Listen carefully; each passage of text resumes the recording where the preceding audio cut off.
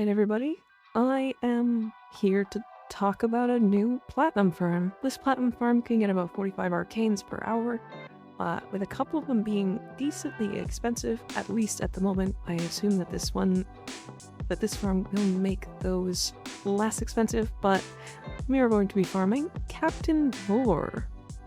Now, he drops one of 8 arcanes now, anytime you kill him on Steel Path. When you do so, he will drop Arcane Battery, Power Ramp, Blessing, Steadfast, Obstruct, Cascadia Flare, Secondary Surge, or Melee Vortex. Now, if you noticed, Steadfast was in that list, and Steadfast is about currently 10 platinum apiece.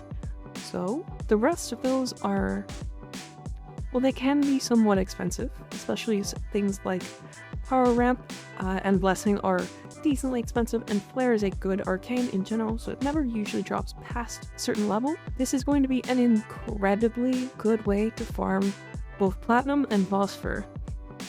And honestly, I think 45 arcanes an hour is rivaling a lot of different farms in the game. Obviously, this farm doesn't beat out farms like Level Cap Void Cascade or Perfect Arbitrations or the Cetus Aya bounties, but it is a good solo farm that you can do just a couple of minutes of if you want.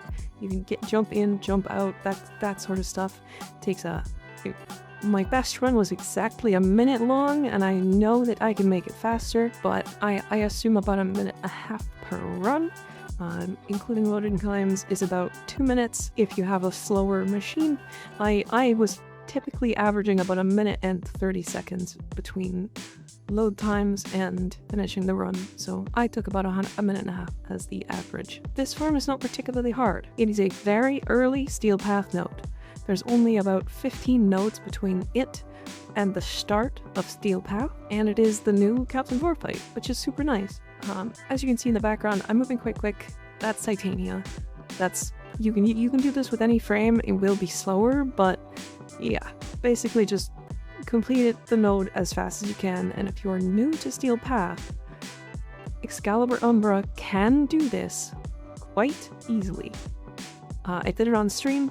I had a pretty suboptimal build that I was using, and it was fine. I died twice, but I still completed the node in about 3 minutes, which is very respectable for a new player. So if you put in a little bit more survivability, it's probably going to be less of an issue, but I just wanted to make this quick video because I genuinely think that this farm is incredibly good and very important to new players. A couple of quick notes about this node. The tile set is the Meteorite, or the Grineer Meteor base, the Grineer Asteroid base tile set, and it can be a little scuffed.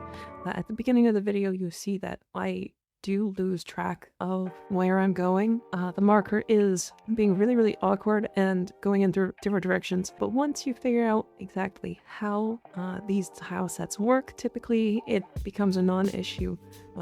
You'll notice that the tile that I'm in is the same one that I have issues with in the future, and it's always going to the same direction, but the problem is that the marker wants you to run and you are flying just the way it's going to be. You're moving fast, so that is how it is. Otherwise, I think Titania can do this very easily with very little investment. So long as you have Razor Wing Blitz, she is well more than enough damage to do this entire node without issues, without really needing any help or anything. My build will be shown at the end of the video, but it is a very optimized build. But if you notice how quickly I was killing him, it's very apparent that you don't even need a quarter of this to be able to even kill him in 30 seconds. So if you cut down the time on this, this is actually still a really good farm.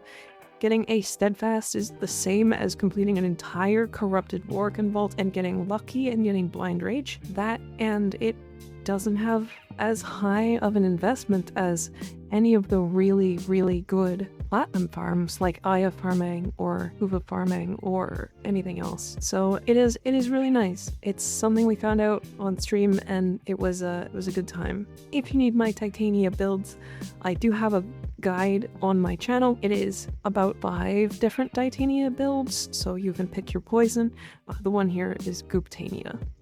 And here is the build.